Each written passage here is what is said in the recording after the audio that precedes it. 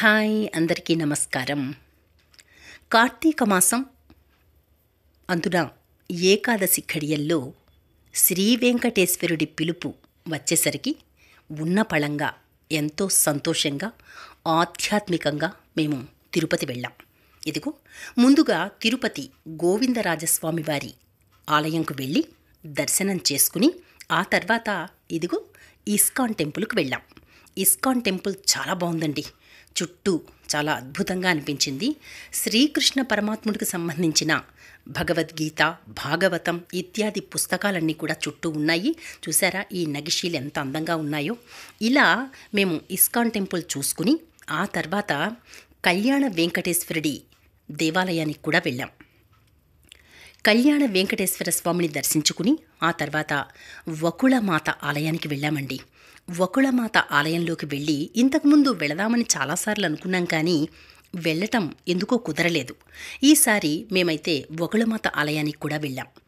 అక్కడ చాలా బాగుంది. అందులో సాయంత్రం పూట అవ్వడం వలనో ఏమో కానీ చాలా అద్భుతంగా అనిపించింది. ఇంతకీ వకుళమాత ఎవరు అనుకుంటున్నారా? అఫ్కోర్స్ చాలామందికి తెలిసే ఉండొచ్చు. నేనైతే అక్కడ ఉన్న పూజారి గారిని అడిగాను, అసలు వకుళమాత ఎవరు అని. ఆయన చెప్పారు, వెంకటేశ్వరుడు కారణజన్ముడు. ఆయన సృష్టి స్థితిలయ కారకుడు కాబట్టి ఆయనను కనడం పెంచటం ఇవేవీ ఉండవు. కాకపోతే కళ్యాణంలో వకుళమాత ఆయనకు తల్లిగా ఉంది కాబట్టి వకుళమాత వెంకటేశ్వరుని తల్లి అని చెప్పారు. ఓకే, చాలా బాగుంది. కరెక్టే కదా. ఆయన సృష్టి స్థితిలయ కారకుడు కదా, కారణజన్ముడు. అనేక అవతారాలు ఎత్తి ఈ సృష్టికే మూలకారకుడైనాడు కాబట్టి ఆయనకు ఈమె తల్లిగా ఉందట. చాలా విషయాలు తెలుసుకున్నాను. ఇంకా పూజారి గారు ఎన్నో విషయాలు చెప్పారు. అవన్నీ కూడా మనం తర్వాత తెలుసుకుందాం. ఇప్పుడు మీరు చూస్తున్నదంతా కూడా వకుళమాత దేవాలయం చుట్టుపక్కల ఉన్న పరిసరాలు. ఇలా మెట్లెక్కి పైకి వెళ్ళాలన్నమాట. కొండ మీద ఉంటుంది. కాలినడకన వెళ్ళొచ్చు.